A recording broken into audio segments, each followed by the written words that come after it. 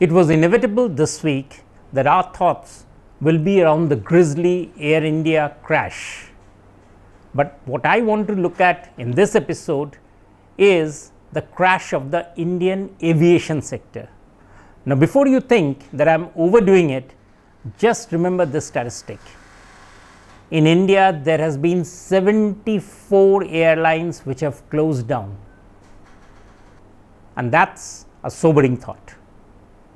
As a maverick observer of the Indian economy, I take these journeys into the heart of the economy with you, but it helps me and it makes me feel extremely nice when you are able to share that journey with me. And the best way to do it is to remember to press the bell icon when a new episode is up. And now onwards with our story.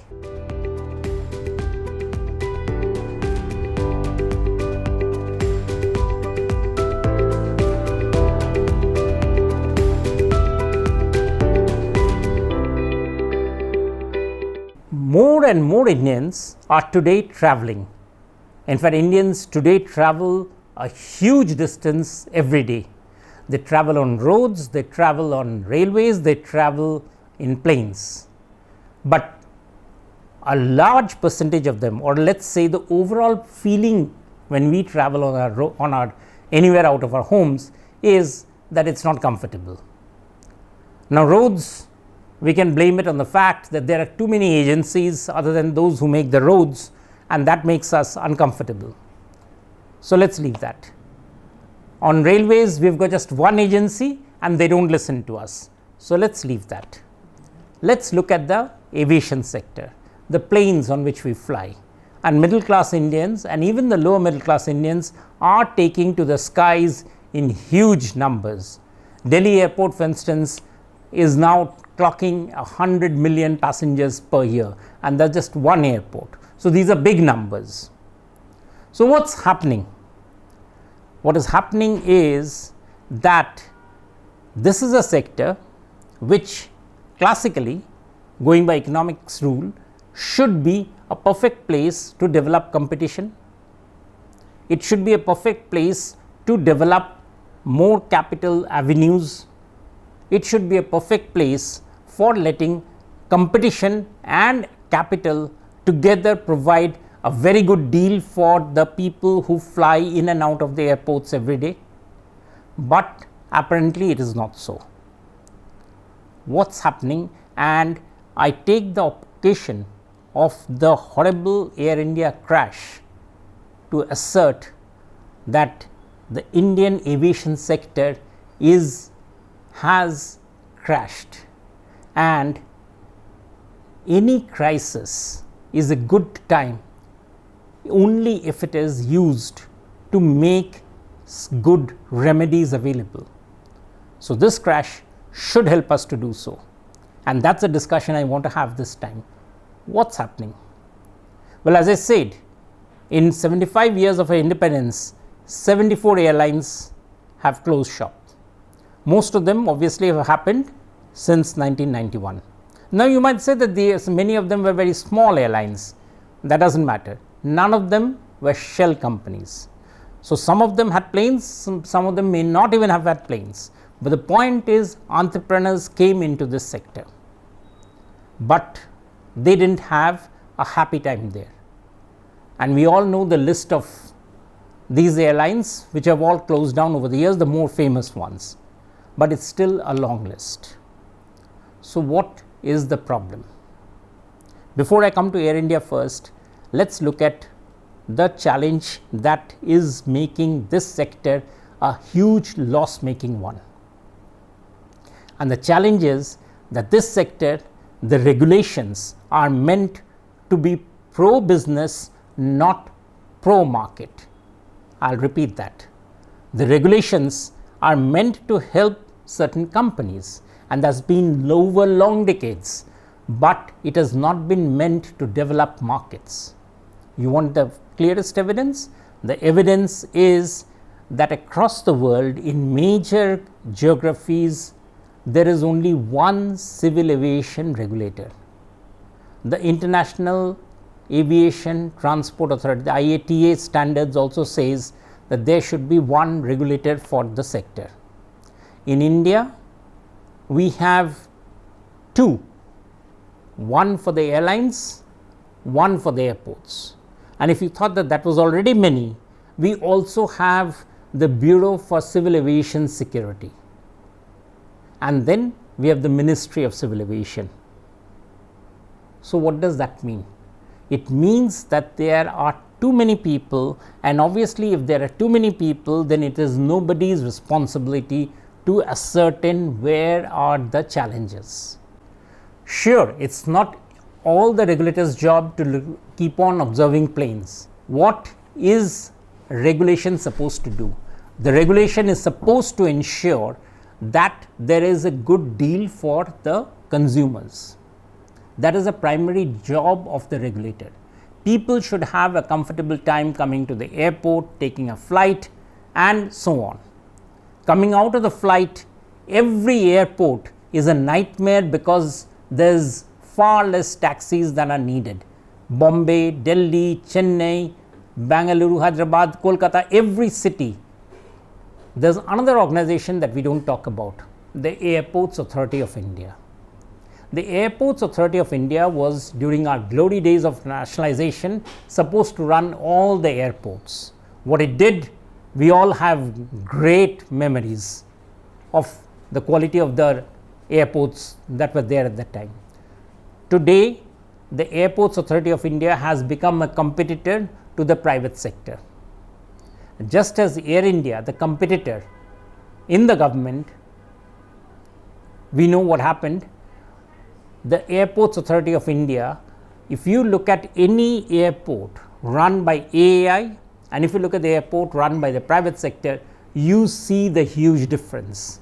Measure it simply by the number of toilets that are functioning in an AAI run airport. You will get the difference. But it is all the regulator's job to observe whether a company, when it comes into the sector, has the capital and has the technology to fly a plane. None of these regulators have been able to do that. The Airports Economic Regulatory Authority, what does it do is, it looks at airports, and we can talk about that some other day. But let's look at the DGCA. The DGCA is simply not even a regulator. It is a body which sits under the Ministry of Civil Aviation as an arm to basically ensure safety. It's not surprising that DGCA does those. It has very few people, just about 1,000, of which about 500 are technical staff, give or take 100 or 200 on this side. So who ensures that licenses for airlines are given out or for airports given out with the promise that there is adequate capital behind the entrepreneur, that the capital is actually suitably deployed, then it's easy that he is able or she is able to mobilize additional sources of capital?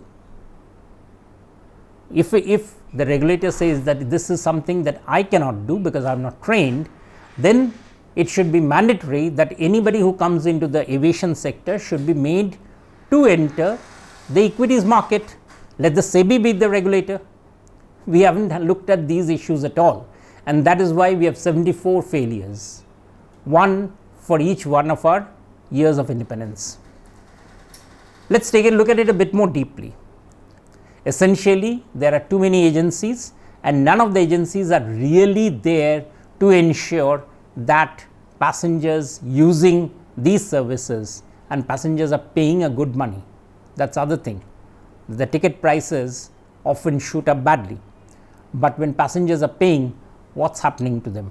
As I said, this was a sector which could have easily been a model for good competition. There were no players initially. In 1991, as I said, companies were closing down, and the major ones that came up after that could have easily been sort of shoehorned into proper capital raising norms, adequacies, looked at safety buffers, and so many things. And if that had been done, we wouldn't have had the crash of the airlines. If you look at the site of the UK Civil Aviation Authority, If you look at the site of the US Civil Aviation Authority, you'll be amazed at what are the issues that they look at. One of the issues that the US Civil Aviation Authority has looked at is the economic impact of civil aviation on the economy. Now, that's a very good thing to analyze. Has any one of our regulators or the so-called regulators made such a study? No. So, in that case, what are they studying? What is it that they have actually ensured? That the Air India plane crashed doesn't look bad on the Tatas as much as it looks bad on who bought those planes. The Ministry of Civil Aviation for the large part of these 30 years was not regulating the sector. It was running an airline called Indian Airlines and an Air India. Chairmen of all of these corporations were not selected on the basis of their technical ability, but on the basis of their ability to handle the conflicts among very powerful unions. Yes, that was the reason why chairmen were selected. Each one's basic job was to ensure that the planes, that the airlines ran without the union trouble. So, if that led to faulty decisions of planes being bought, there was one minister, Praful Patel, who went in and bought 48 planes from Airbus and 48 planes from Boeing. What did he expect? Miracle. It wasn't going to happen. The airline that crashed today, or rather this week, was one of the products of those faulty purchases. Tata has just inherited a legacy. So, there is no way that we can do fault finding there. The fault finding laid with our government overly zealous to run a sector as a monopoly where there was no need for a monopoly. We know what is happening with the railways. In the airline sector, they could have just simply brought in entrepreneurs who understood the sector, were deeply endowed with capital, I am saying this again, and ensured that the passengers got a good deal. Today, when passengers complain on so many aspects, it is not that the complaints level has gone up. It is simply that far more Indians are today using the airline sector, and naturally they should do so. Our airports are expanding, but what is not expanding is the level of comfort, and that level of comfort can only come when there is a truly independent regulator. We need regulator, just one, who understands the business and develops a business model for passengers to fly in. And if we can handle that, if we can do that, then we would have really learned from this huge tragedy. And that's all from this edition of On Point. See you soon. For a detailed description of what we discussed here, please visit my Substack. The link is in the description below. Thank you.